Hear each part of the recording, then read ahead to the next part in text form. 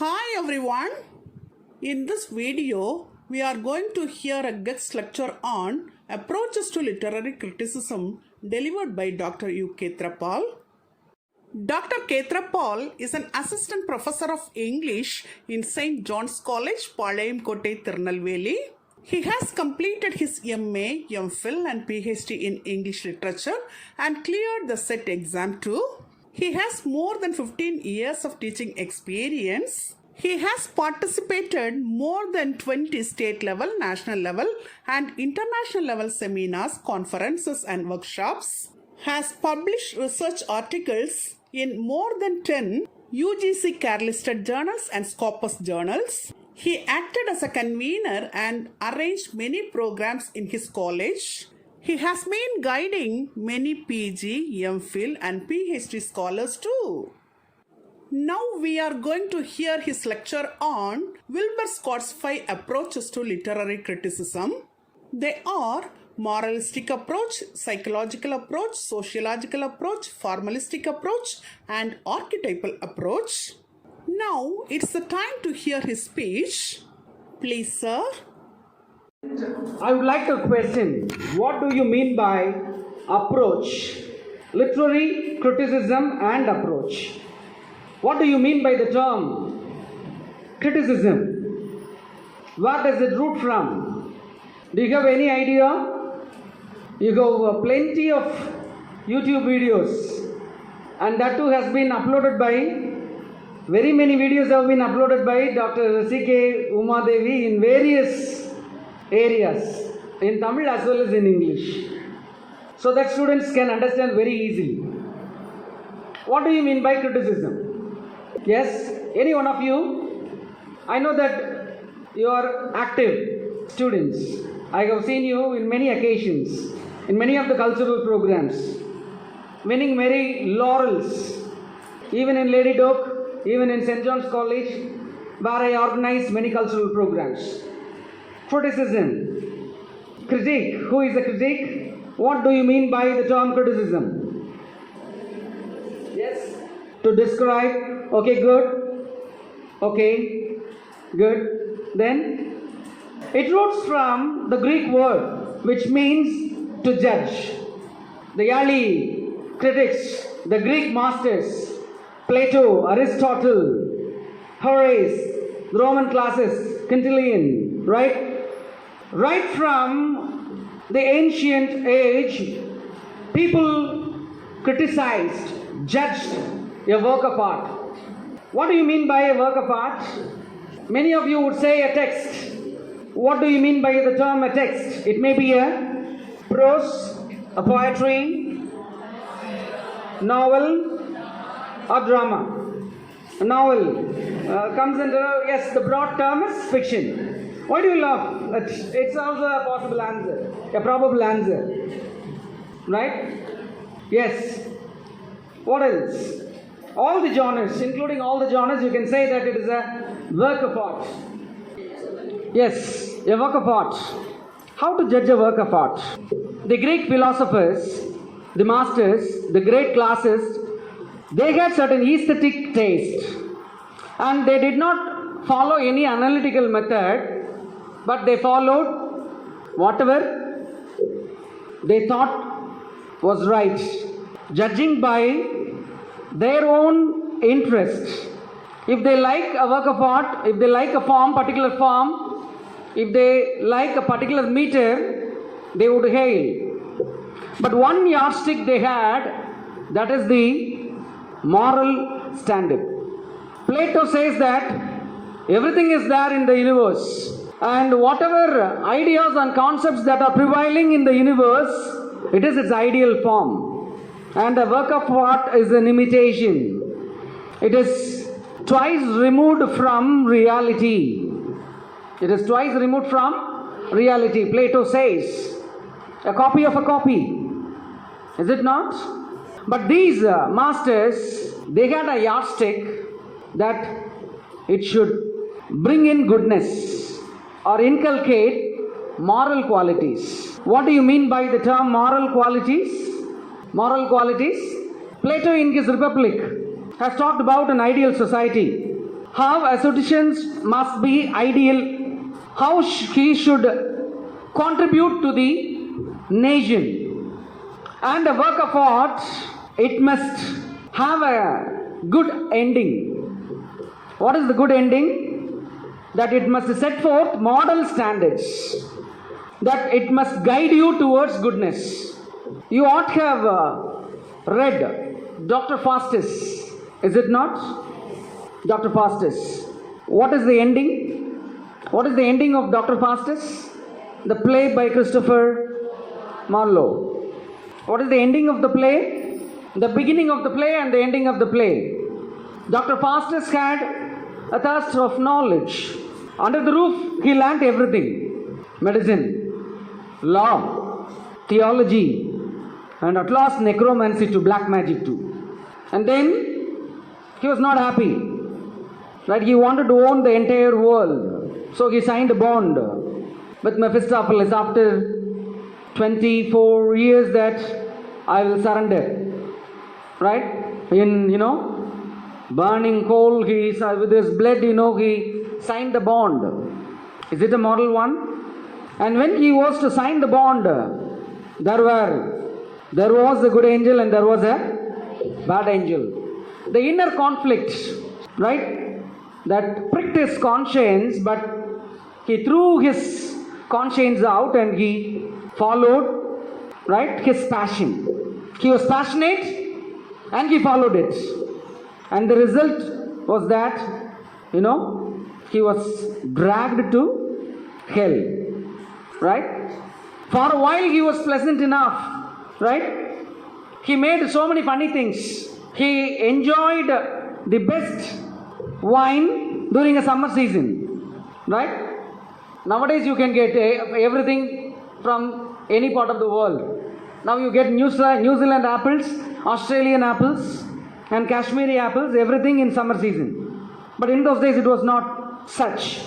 And even, he brought back into life, seeing the beauty of, admiring the beauty of, yes, you said. Which beauty? Helena, the face that launched 1,000 ships.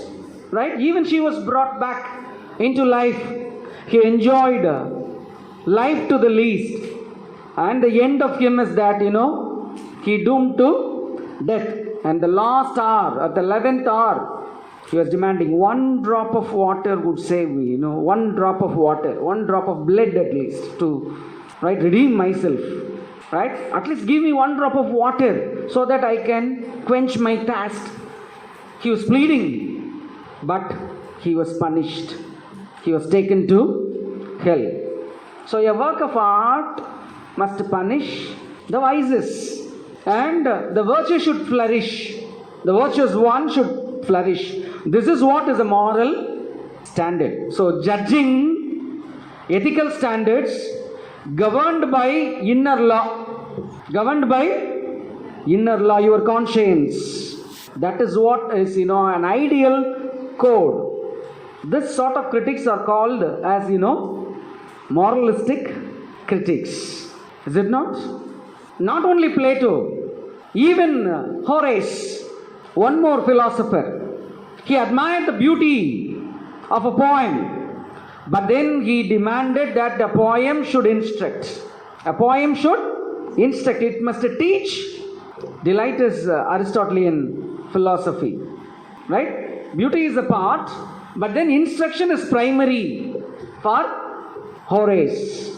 So any work of art must instruct you, must guide you. If it passes that test, it can be called as a good work of art. When we pass through some hotels, we may get the very flavor or aroma of biryani. Spices. Oh, fantastic, fabulous. What sort of spice aroma that is there present here? Right? The moment you taste it, you spit it out. Right? Only smell. The quality is not so good. Similarly, when a work of art hails, right, vices, right, people have condemned it. One more example is, Dr. Johnson. Who is Dr. Johnson? The father of English? The one who compiled the lexicography, right? He wrote the lives of poets, in which he has criticized many of the writers during his era. And what did he do? Even he condemned Shakespeare. Though he supported Shakespeare, he also condemned Shakespeare for introducing a few characters like Hamlet. Is it not? Why? Why? Desdemona. Hamlet, because of his procrastination. What do you mean by the term procrastination? To postpone things. When you postpone certain things in your life, it may be tragedy. He has to take revenge upon his father's death. But, right, he was postponing things that if I kill him when he prays, then he may go to heaven. So not this time. And finally it is the end of Hamlet. For creating such a character, Dr. Johnson criticizes even Shakespeare. Right? Not only that, Matthew Arnold, one more critic who talks about the high seriousness of art. Is it not? What is the high seriousness of art? Which work of art can be considered as the best work of art when it passes the test of touchstone? Right? What do you mean by touchstone method?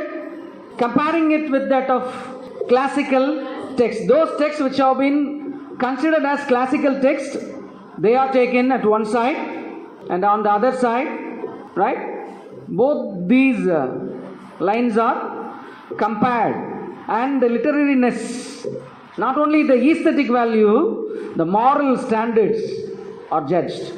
He says that poetry should be a criticism of life. Poetry should be a criticism of life. Even right, when he talks about the high seriousness of art, many of the critics, they follow certain yardsticks. The yardstick is, bringing in or inculcating goodness among the public through their standard work of art. So a few critics called Neo-Humanists. Neo-Humanists. Who are Neo-Humanists? Have you ever heard of Neo-Humanists? Neo-Humanism, or at least liberal humanism and Neo-Humanism. Right. What do you mean by humanism? Humanism, human plus ism. And ism, a philosophy. Right? What do you mean by humanism? On human beings, making human beings as a center, as opposed to naturalism and Romanticism. There were two movements. One is naturalism, right? What do you mean by naturalism? About nature, ideal forms, placing the universe as the center, and before that, many of them placed God as the center, right? Nature as the center, right? And nature did not permit the free human will. It will not permit human beings to act as per their wish. This is called as, naturalism. And the other movement is, Romanticism. What do you mean by the term Romanticism? Love of nature. It means the freedom, right? The spirit of freedom. After French Revolution, right? Liberty, equality and fraternity. Violating all the classical rules and regulations. Following unrhymed schemes. Following certain metrical composition, meter. Certain yardsticks. People like Wordsworth, Coleridge and a host of many others. Keats, Shelley, Byron, many of the poets. Maybe if we say Asiriyarpa, Venba, Kalipa, Vanjipa, it follows certain meters. Is it not? And when we say free verse, which brought in Pudukavidai in Tamil, people started writing. Maadi Vittu Selva, Ni Thiridithu Enbadhu Alva. It became a verse, right? No high seriousness was followed, right? So look at it follows certain rhyme scheme, but it is not of that much classical. Is it not? Even one 20th century critic, T.S. Eliot, in his religion and literature. He says that I am a classist in literature, royalist in politics, and any one of you? Yes? Classist in literature, royalist in politics, and Anglo-Catholic in religion. He talks like that, following the Christian values, the Anglo-Catholic Church. And people like him celebrated classism, reviving classism in the 20th century, right? Because in Romantic period, Wordsworth, Shelley and all the others, through all the classical mode, the conventional mode, into ashes, and as a result, right, there was a vacuum. And because of that, people like T.S. Eliot came for rescue. So, Romanticism created highly, imaginary things, throwing all the rules and classical rules and regulations. And that's why, right, Neo-humanists started a movement reviving the moral standards. Reviving the moral standards. Paul Elmer, right, von Critic, right, he stressed the importance of morality, right, and he wanted to revive the Renaissance humanism into the 19th century humanism, right, the Romantic humanism into the 19th century Neo-humanism, which is called as Neo-humanism, a new kind of humanism, right, reviving moral standards in all the work of art. And he was followed by a host of many other writers, contemporary writers, celebrated him because it stressed the moral standards and as an ideal goal, right? And people like T.S. Eliot also, supported the very cause called, moral standards. Because he called him that, he wanted to revive the classical school of poetry into the 20th century, and that's why he said that I am a classist in literature, Anglo-Catholic in religion, royalist in politics, not a liberalist, right? And because of T.S. Eliot, he is a multiple personality. You have to talk about him in the forthcoming critical, right, notes also. And this is what is called as, moral critiques, right? Moralistic approach. This is like wearing multicolored glasses, right? So many people may have so many glasses, is it not? One is to basically view with some power glasses, and many others would use it, many cooling glasses, day and night glasses. Even in cooling glasses, you have variety from 100 rupees to 50,000 rupees, even more than that. If you have more money, you can buy in lakhs also, right? So an approach is that, you wear different types of glasses and look at. Now I come to the very second approach. The approach is called as, psychological approach. Who is the father of psychology? Sigmund Freud. Sigmund Freud. And prior to Sigmund Freud, right, after neo-humanists, people became, Christian humanists. People became Christian humanists. What is that? Writing literature for religious purpose. That's why the mystery plays, the miracle plays, and a host of other plays came as a result of the revival of religion in England. After neo-humanism, right?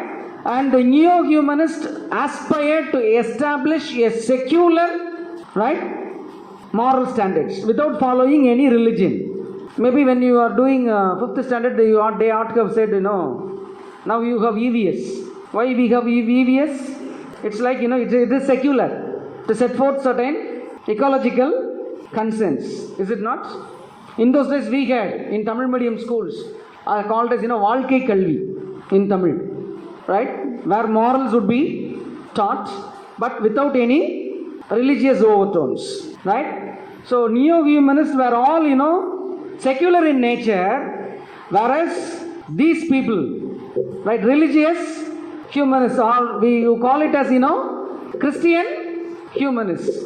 And these Christian humanists try to revive Christianity, though their aim is to set forth moral standards. And there came a compromise between the neo-humanists and the Christian humanists, that if anything teaches moral, then it can be accepted. Right? Thus the movement flourished, though people criticized the religious overtones. Right? Freud. Prior to Freud also, many English writers analyzed the psyche of the mind, but without following any logic. Women were considered as inferior. Right? Have you ever heard about the word hysteria? Yes. Hysteric. Right? Hysteria. What do you mean by the term hysteria?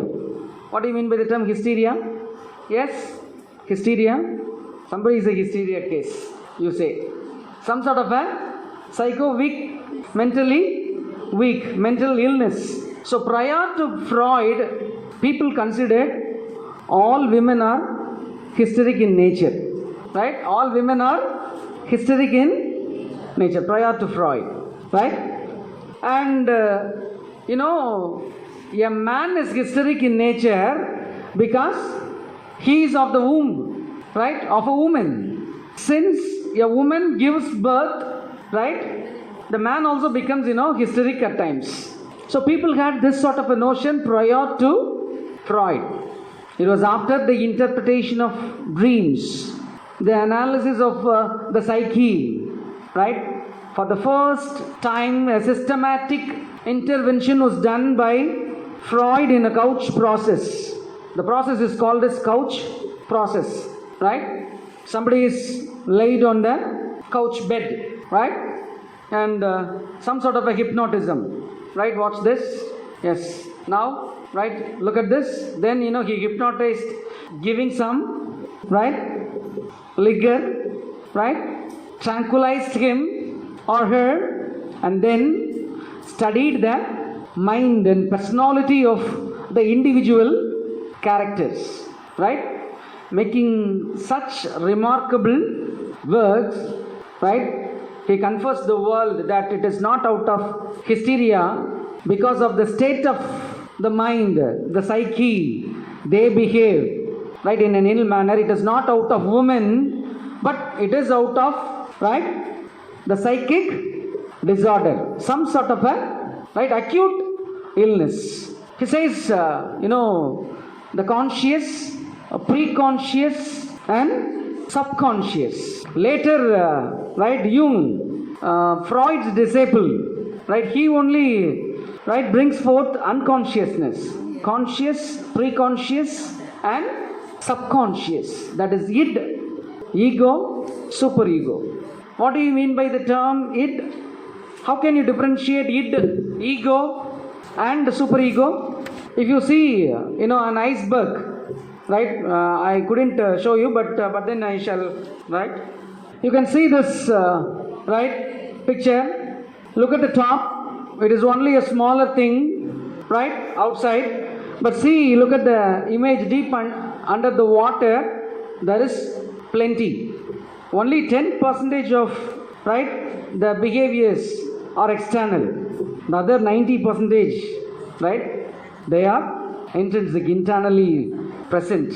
When you say superego, it is an ideal behavior, You want to go, skip this class, What are you doing? You are blabbering something. I want to get out, If somebody is very bold enough, they are led by id, No, he teaches in an ideal manner, We have to follow him, each and every word, Super ego.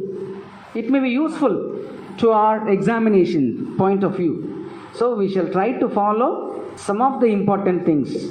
We shall take the necessary things and leave the others.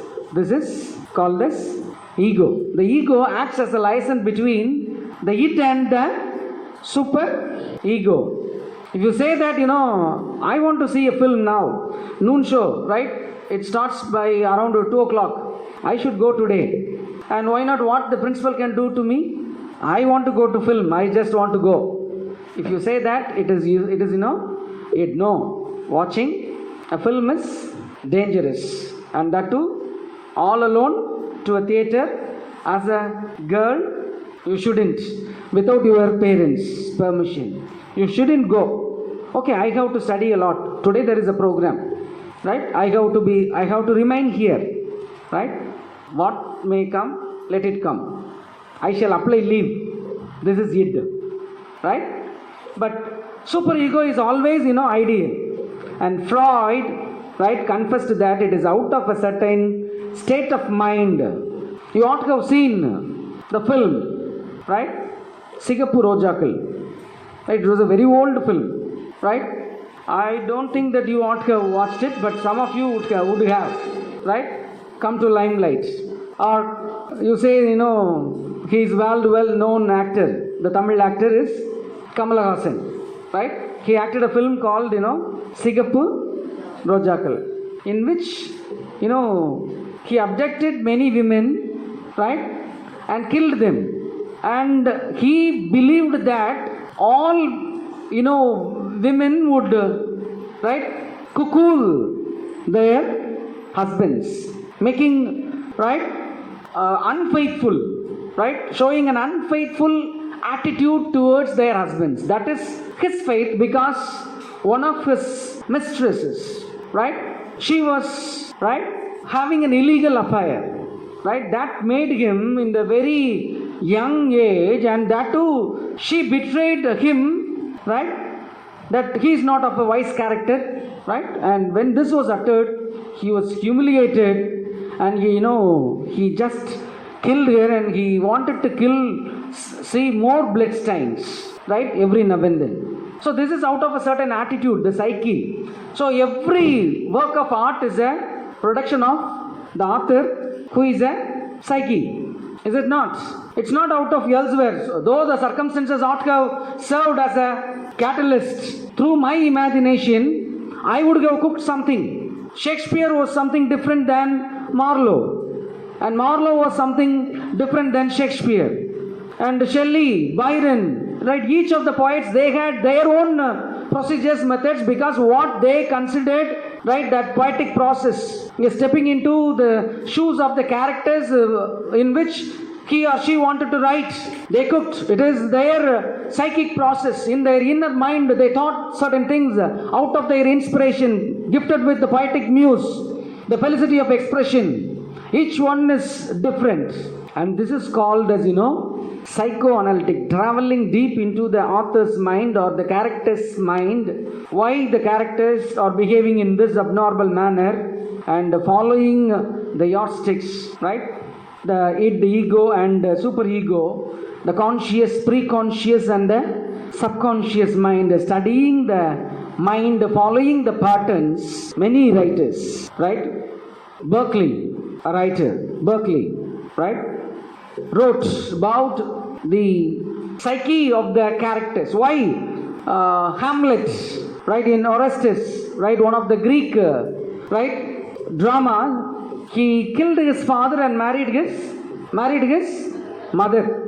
What is the reason? Oedipus complex. We have the opposite thing called as Electra complex. Mother fixation and father fixation. So especially girls will suffer Electra complex, boys will suffer Oedipus. Boys are always attached to their mothers, and girls are always attached to their. Why? Yesterday evening, I was talking with one of my friends who happened to be a principal in charge. I was repeating, okay, and my girl was repeating the same thing, right? And every now and then she repeats whatever I say, whatever I do, rather than my wife does. All the while she is there in the home. I used to go out, right, with my friends or some functions. I used to go, but she used to remain right in the house. Though I take her occasionally to parks and some other places, but she wants to follow the footsteps of the father rather than the mother, right? Even she used to say so many things. Even she uses some rude word against her mother, right? poem, something like that. Mujaparu. Right? Something like that. But she never utters that to me. But if a boy comes, that may be vice versa. Right? This is all depending upon the affiliation, the filial urge, the libidinal urge. Freud addressed the libidinal urge. Right? The libidinal urge that each sex has. Right? And this is taken up by plenty of the writers, even T.S. Eliot, right, supported this, right? And many of the critics, even Poe, right? Poe, Edgar Allan Poe. In many of the poems he would use, especially in Raven, right? Nevermore, nevermore, something like a refrain, a slur that pervades. When you read the poem on its tune, it creates a slur among, some sort of fear among the people. Because it is couched like that. It is of the obsession of the character. It talks about the obsession of the individual. And who interpreted life in pessimistic views. Right? Only some people challenge the very axiom, very base. But many of the people, they suffer out of obsession, out of the psyche, out of the state of mind that they try to interpret, right? Sometimes the film Onion can be quoted very well here, right? Who is Onion? Ambi, Remo and Onion. What sort of personalities? A soft, tender, very honest, not romantic. Because the character, right, does not feel the romance of the hero, right? I get a salary directly, proposing to the right aunt rather than the right heroine. Is it not? Is it not? So it's not a romance. As per your style and the archaic style, it is not a romance. When Remo comes with Rose, oh, what's that? Something like that, some sort of a voice that goes up and down, you feel the romance. Directly proposing. Right? Each trait, each individual has a different trait out of the compulsion. Right? When you have much stress, that bursts out as Onion. Right? Something like that. Right? Spontaneous. The animalistic instinct that is deep, right? In the very depth, right? It comes out spontaneously. Then you become an animal. When the it dominates, you become an animal. Right? And this working principle has been supported, and critics judge a work of art based on the individual's psyche and inner emotions. This is called as, a psychoanalytic approach, right? And the next approach is, right, sociological approach. Have you ever read the plays of Mahashweta Devi? Any one of the poems of Subramania Bharathi? Victory Drum. Yes. It's out of the transcendental state that he has written the poem Victory Drum. Never bothers about anything. Is it not? Fear not, fear not. Okay. Yes, can any one of you recite the poem Victory Drum? Victory Drum? Any one of you? Yes? Do you have? Yes. In the mic itself. It should be audible now. The Victory Drum by Subramania Bharathi. Drum of victory are the victory drum. Beat the drum of victory, beat it, beat the drum of victory. The fear, demon, we thrashed. The falsehood, serpent we hacked and devoured its life. The falsehood, the serpent. The entire world is nectar. We comprehend a Vedic life we have acquired. Beat the drum of victory. In the sunshine we bathe. The lustrous nectar we realized and splurged. In the night came he living beings to destroy. Yama trembled as we glad. Beat the drum of victory. The crow and sparrow are our guests. The extensive oceans and mountains are clustered. Seen in all directions is us and nobody else. And as you see it, dance along. Beat the drum of victory. Okay, beat the drum of victory. Why? To whom it was addressed? To the people. To the people of? To the people of? Why? Why? Why? Why to the people of India? Bharathi writes such a kind of a poem to beat the victory drum. Yes, because he is compelled to write, he is pressed to write for the freedom of India, that there must be an upsurge among the public. He responds to the society, his race, his milieu. What is his race? What do you mean by the term race? What do you mean by the term race? An ethnical group following certain language, color.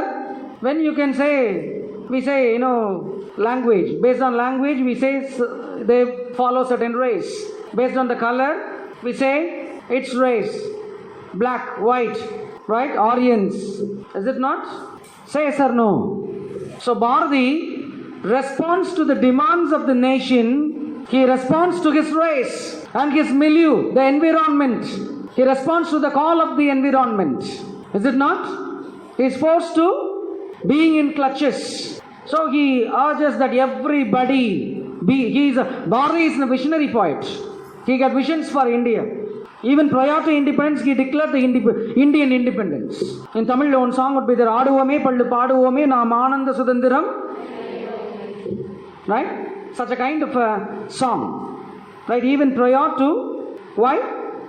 Because he is a visionary poet, he wanted to see an independent India in his visions, and everybody were fearing in darkness that when my country would be free, right? And he responds, right? The writer, he responds to the race, the milieu, right?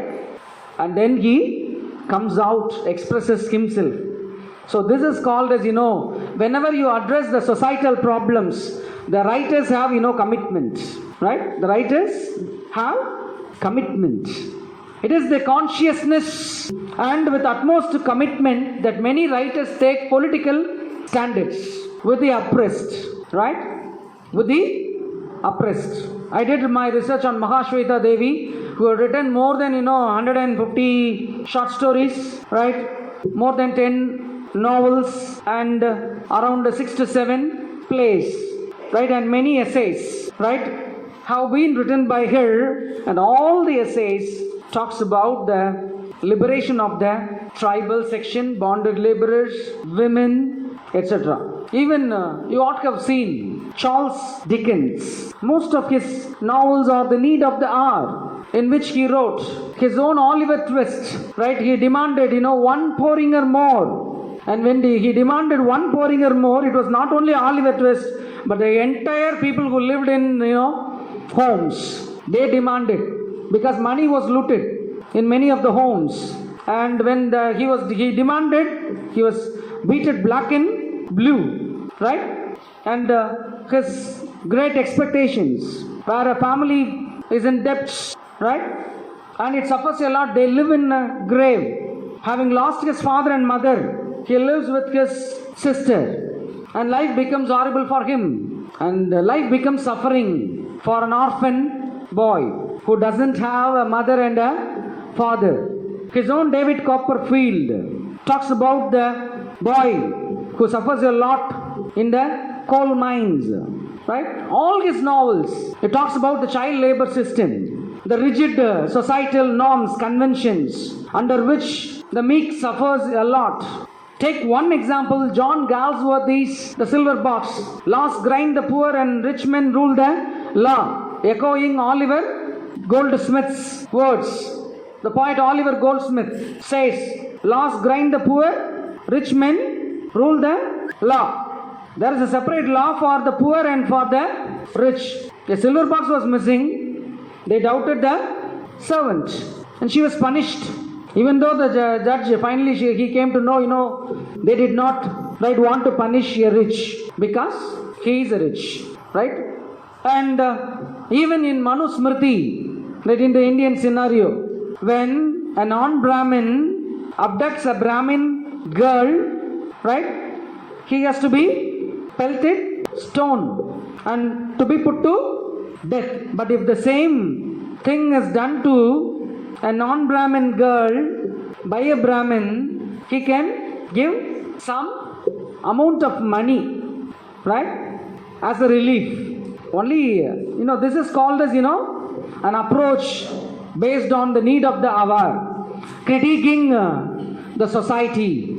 This is called as, sociological approach, and this sociological approach plays its crucial role in the economic depression in the post-world scenario as Marxism. For Frederick and Engels, Marx and Engels, right?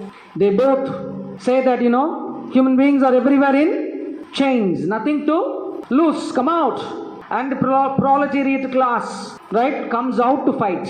Marx sees that it is the dialectical materialism, having economy as the base, a nation's, right, many departments are governed. And money is the basic things, economy is the basic thing. And the two ends are the thesis and the antithesis. One side, capitalists, the other side, the working class, laborers, right? Both are wide apart. They come to compromise at one point from which they diverge. And this dialectical process is on and on and on and on and on forever.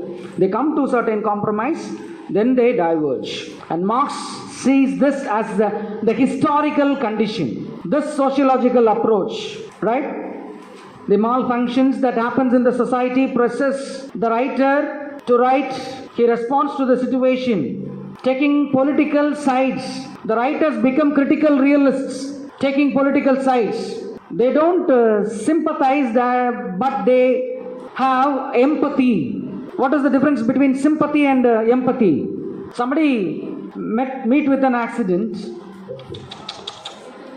Yaar bata?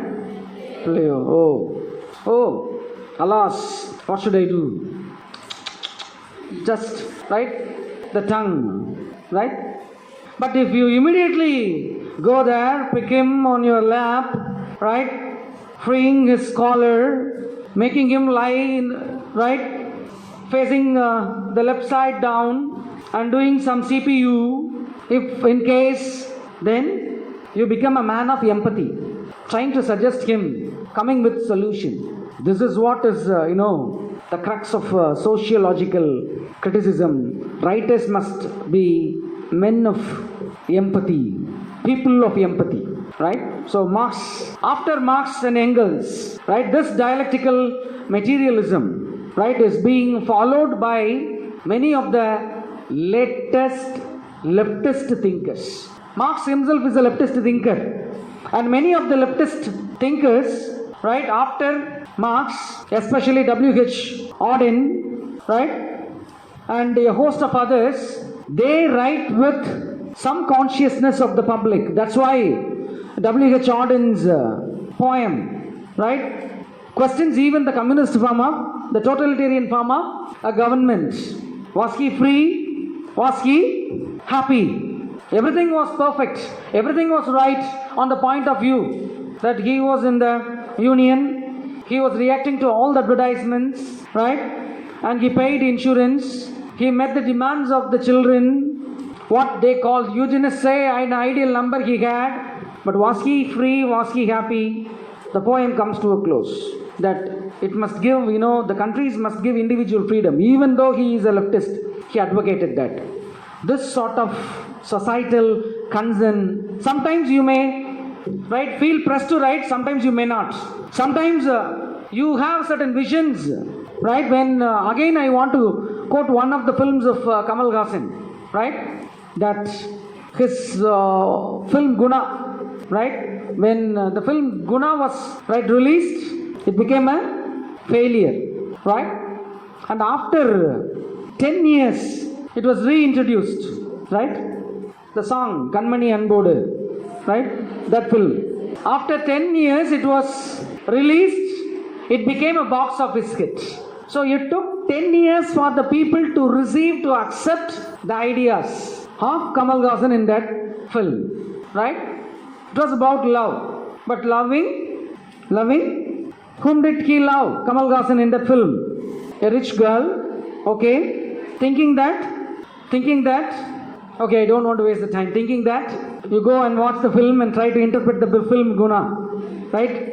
It took 10 years for the people to accept the decision of Kamal Haasan. Even for the first time when he right, staged, right, when the screenplay of Vishwarupam, right, nobody could understand. And when you see Virumandi, you cannot understand on the first all of a sudden. Right, I am not an ardent lover of Kamal Haasan films. Just for example, I quote, that's all. Right, even I don't have much time to watch film and all. But once upon a time when I was a student, I have watched, right, an adequate number of films. Right. See, when the creative writer, creator, right, bypasses his society, it is also possible that not only he is compelled to write, but then, he goes too forward, right, even bypassing the society, against the society, norms and conditions of the society, right.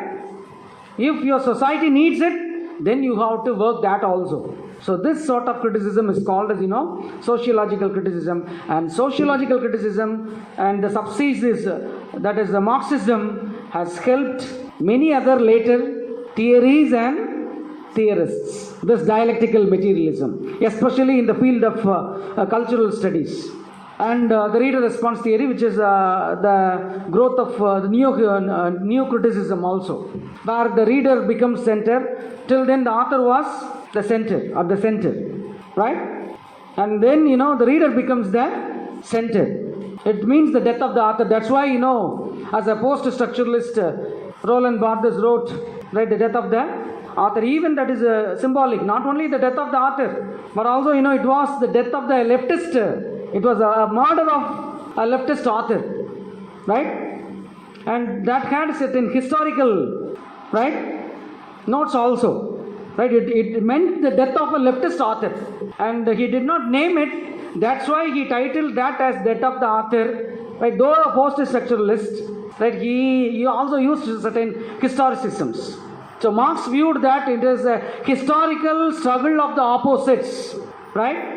And this is the later development of the sociological criticism, and this got its position there, right? And later so many neo-Marxists revised it. Louis Althusser, right, replaced that.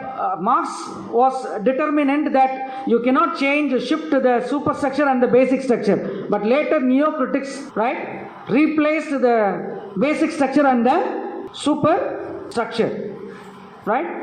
You can convert the ideology as the basic structure, right? When you consider culture as the basic structure, right, it becomes cultural studies. Some critical thinker considers cultural materialism as the base.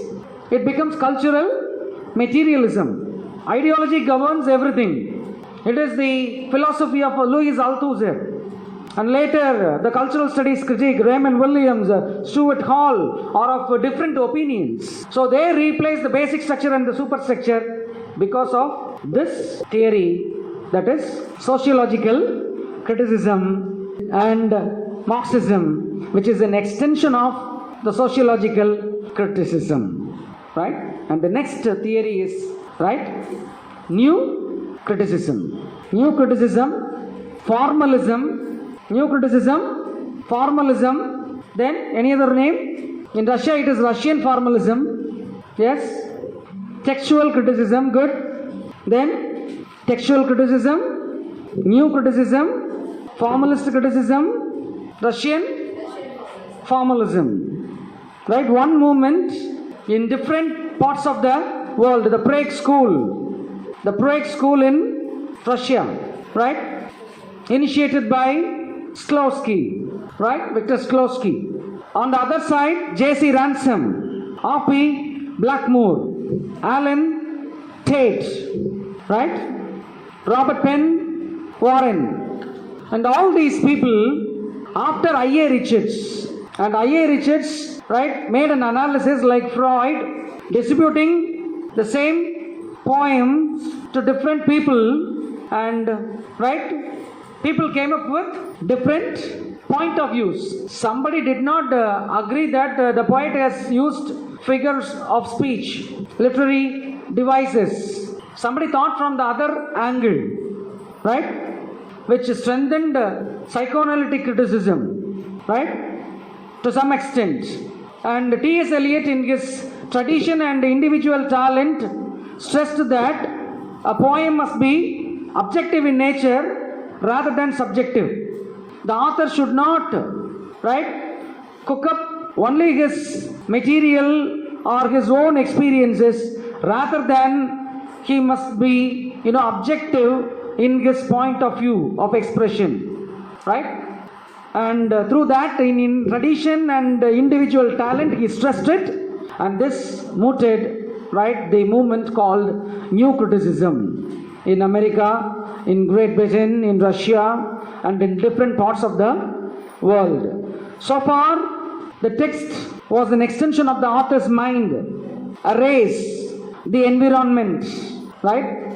But for the first time, these critics, they stressed that a text must be seen as a text.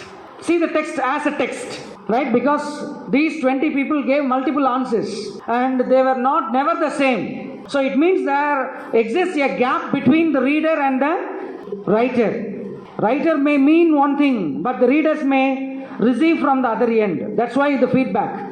I may think that everything goes well, but you only know, right?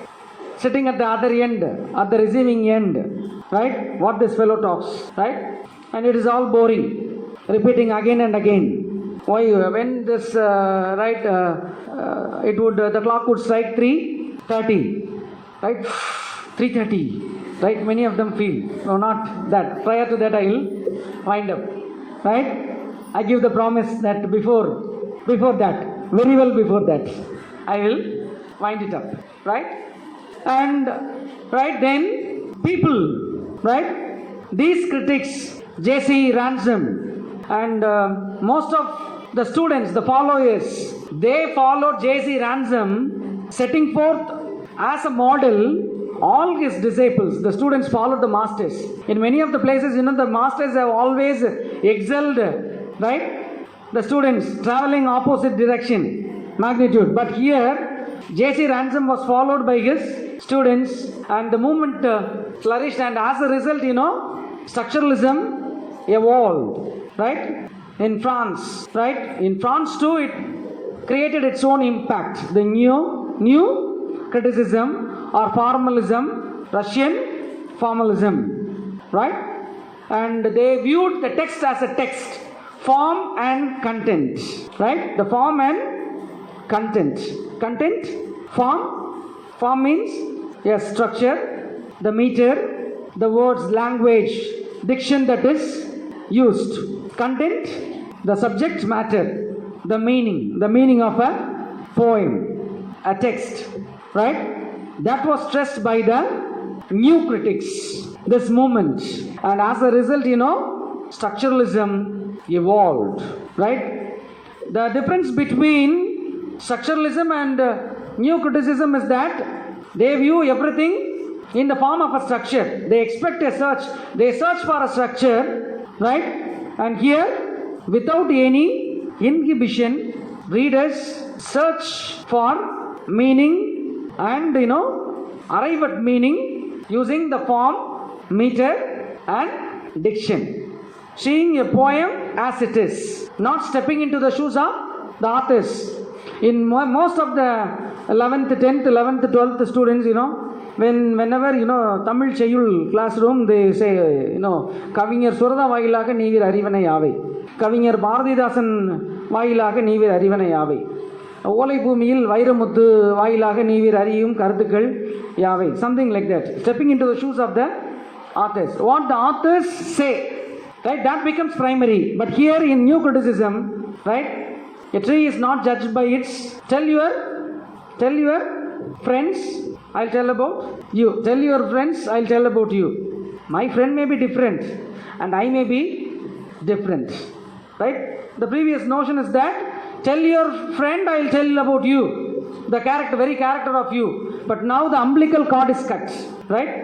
The umbilical cord between the author and the reader is cut, and there evolves a new theory, a new school of criticism called as new criticism, right? Which gives you adequate freedom to create, because you become a co-author.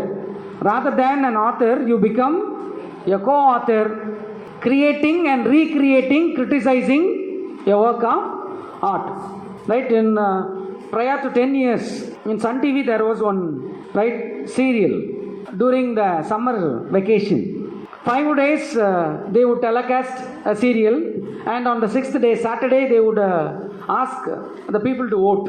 What sort of an ending that do you wish? And upon the voting, they would shift the right climax, the ending of the mega serial. Likewise, you are given adequate freedom to write and rewrite a text. Right? Write and rewrite a text. This is called as, new criticism. And the last criticism is that, right, archetypal criticism. Archetype. It is that a celebration of a prototype. Who is an ideal husband? Who is an ideal husband? Who is the ideal husband? Who is the ideal husband? Immediately you can tell from the scriptures. She may say, no one. We have not experienced it. We are yet to experience. Right? They say Rama. Right? Ideal kinship. That's why, even Mahatma Gandhi wanted Ram Rajya. Right? Is it not? An ideal husband. But that ideal husband in new criticism, prior to this criticism, right, I would tell one story and then I will continue, this one. The myth of Agalige. The myth of Agalige. I want to share this, right? Rama is so-called ideal husband. He did not have any doubt against his wife Sita, but a dhobi, a washerman, had doubts against the virginity of Sita, so he urged Sita to undergo the ordeal of fire. And after this, right, Pudumai Pittan becomes a revisionist of history. Pudumai Pittan, in his story of Agalige, right, Agalige, the lady who remained in virginity, right? When you say that how many of them remained in virginity in one comedy, in one film, right?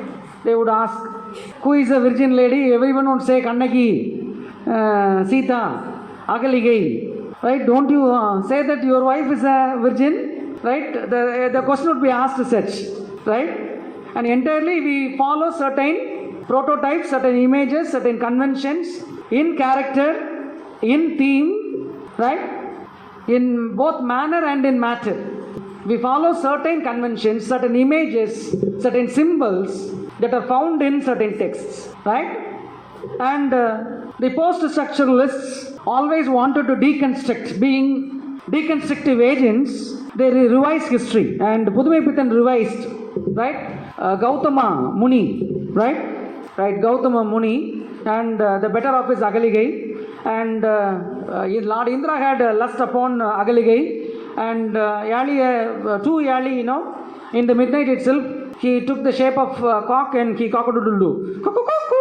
Right, immediately, the sage, Gautama, he decided that he wanted to perform his ordeals. He went to river Ganga, right, the ordeal to be performed, right, and at that time, disguised as Gautama Rishi, right, he abducted Agalige, and now, he came, he returned, and he cursed both of them, and finally, the wife questioned, right, even you as a Rishi, right, went to Ganga, thinking that it has dawned, right, it is 3 o'clock, then how would I, right, then it dawns to Gautama Rishi, and he gives the redemption also. He gives the redemption when Rama entered the city of Mithila. From his foot, if the ashes touch the very statue, Agalige would come into life, right? And now, when Rama entered Mithila, from his footsteps, from the ashes, she came into life.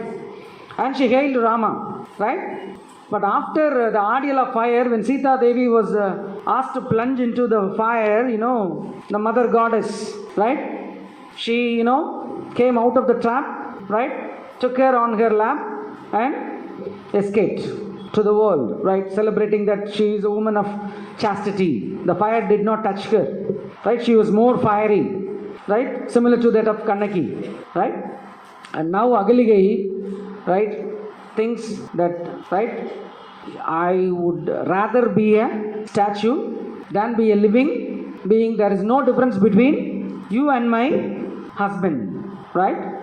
And this becomes revising, history, revisioning history. This is what is the mood of, right, the reader response theory or something. It is, evolving after new criticism. The final criticism is, archetypal criticism, that is following certain ideal.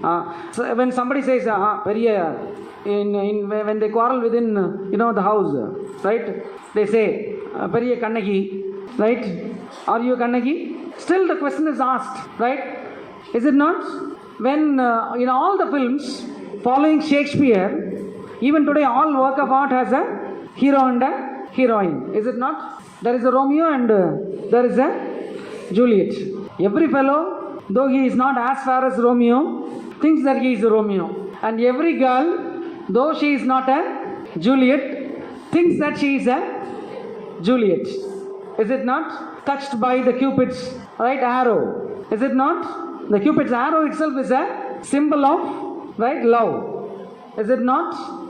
So when you say love, there is a symbol. When you say death, there is a symbol.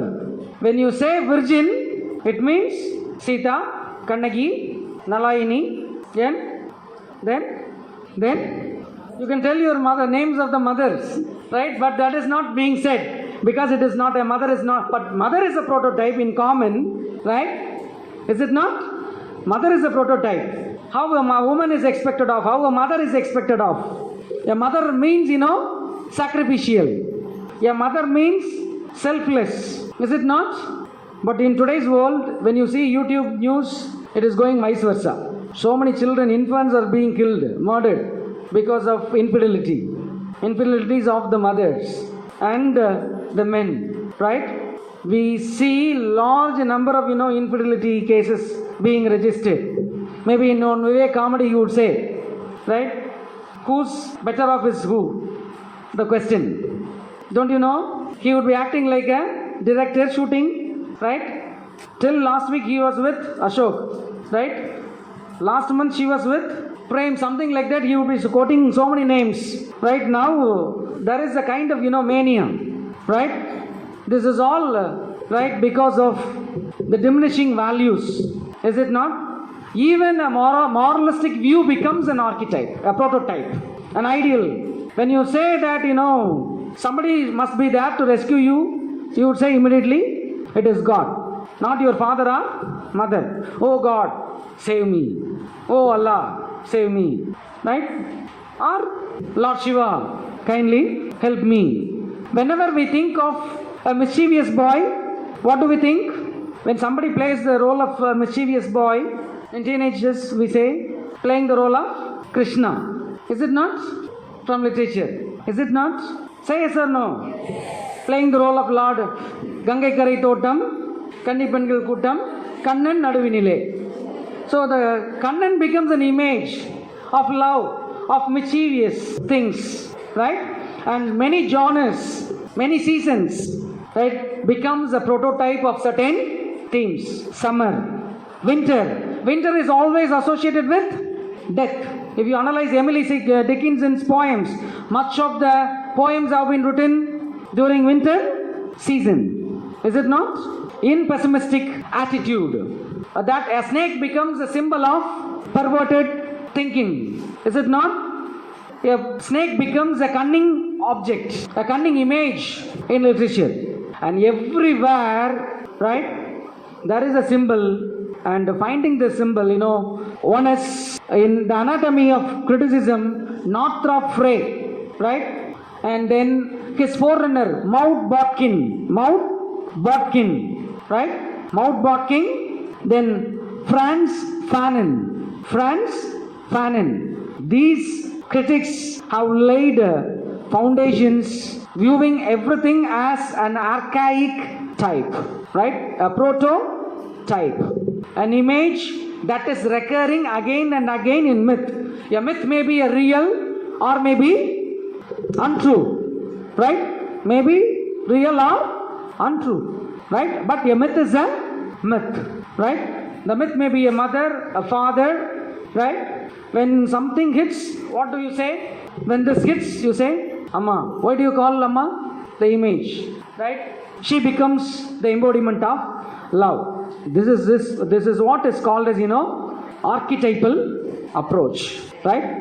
And with these words, right, I wind up this session, and I think that I ought to, if I have had the PPT, I would have, right, could add it a little bit more, because it would have facilitated you. But then, right, with these words, I thank all the members of the staff, especially the head of the department, Dr. Jayalakshmi and Dr. C.K. Umadevi, for having invited me to felicitate this literary association and its activities, right? And as a student of literature, be always optimistic. Cultivate your character. Rise up to the occasion. Be a leader. Be passionate always. Thank you. Thank you, sir, for your enriching and thought-provoking message. Thank you, sir. Thank you so much for your valuable informative lecture on Wilbur Scott's 5 approaches to literary criticism. Thank you once again, all of you. For more videos on English language and literature, subscribe and watch our YouTube channel, English Language Waves.